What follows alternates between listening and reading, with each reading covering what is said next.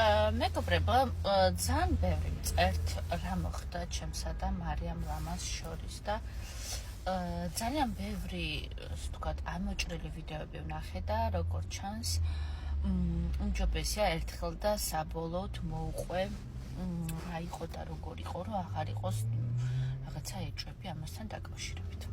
ესე იგი ჰაუსში როცა შევედით, ჩვენ არ ვიცოდით ერთმანეთის შესახებ, მონაწილეების შესახებ არაფერი და მარიამ ლამაზი დამხვდა ერთ-ერთ მონაწილედ და გულწრფელად გამეხარდა, იმიტომ რომ ამ ადამიანს მე ვიცნობდი როგორც ბუნჩულა უწყინარ ადამიანს. მე ვიცნობ მარიამის დედას კარგად, ინგას, მასთან მეგობრობდა, ბევრჯერ ყოფილა მასთან სახლში, მცხეთაში, სხვადასხვა შეტრებებზე და მის დაბადების დღეზე და ასე შემდეგ და ძალიან ნორმალური, კარგი ურთიერთობა მქონდა. მარიამიც მყავს ნანახი მცხეთაში, რამოდენიმეჯერ რო ჩამოდიოდა და მის მიმართ ვიყავი ძალიან დადებითად და კარგად განწყობილი. ეს მნიშვნელოვანია, ეს მაგიტო ვუსვამ ხას. რომ დავინახე მარიამი გულწრფელად ძალიან გამეხარდა, იმიტომ რომ კიდევ ერთხელ ვიმეორებ. ლაივშიც მყავდა ნანახი და ვიცნობდი მას, თუმცა სოციქსელებიდან, TikTok-იდან ვიყავი ძალიან პოზიტიურად მის მიმართ განწყობილი და მქონდა შეხედულება მის მიმართ, როგორც ბუნჩულა ალალი უწყინარი ადამიანი გოგო, რომელიც ბევრ რაღაცა პრობლემებს ებრძვის და არის გულწრფელი და ალალად ყვება რაღაცებს, თავის პრობლემებს, ცხოვრებას და ასე შემდეგ. თურმე ამაში მე ძალიან შევწდი. პირველი დღიდან მე უკვე მეორე დღეს შევამჩნიე, რომ მარიამი იყო ძალიან ემოციურად, ცუდად, არასტაბილურად და ჯანმრთელობად, როგორც ფიზიკურად იყო ის სუსტად, ასევე მენტალურად მას ძალიან უჭირდა იქ ყოფნა. მე ზოგადად ძალიან დაკვირვებული ადამიანი ვარ.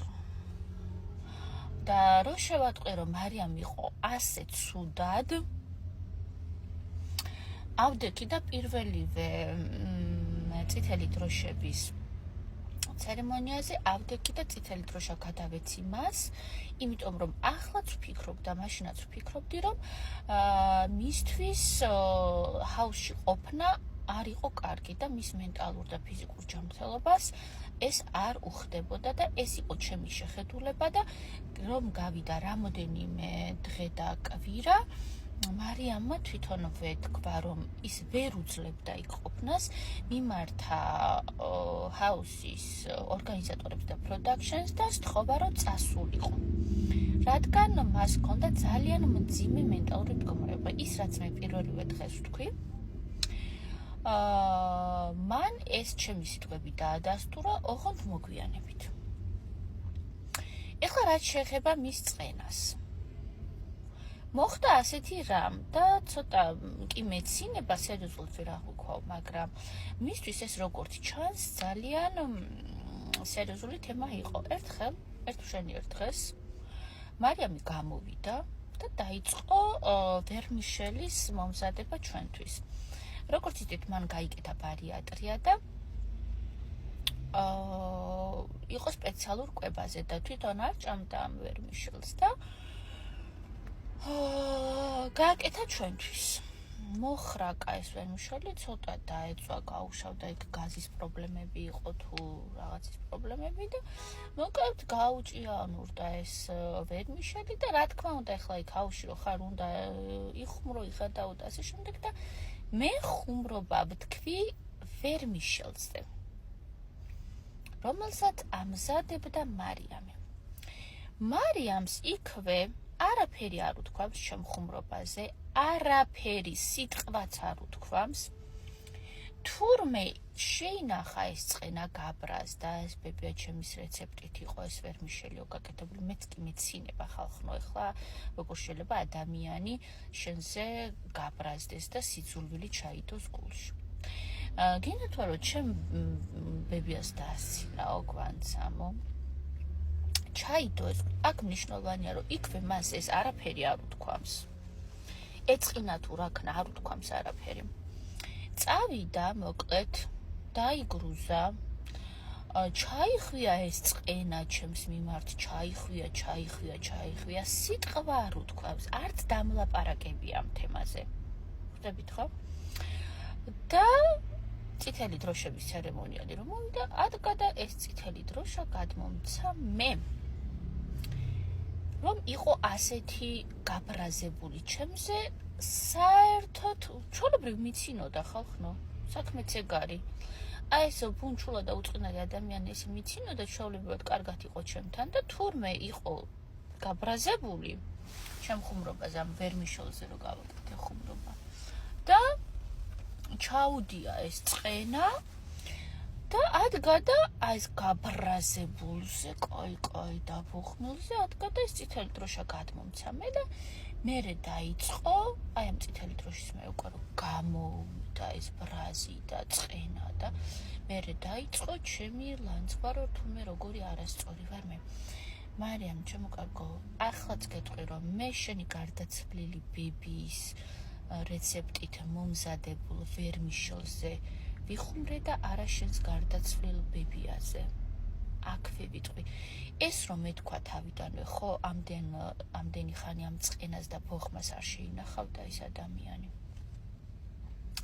დავსხდებოდით, ვისაუბრებდით და ასე შემდეგ, ამიტომ აქედან დასკვნა და აქედან რა ვსწავლობთ, რაღაცა არ მოგვეწონება.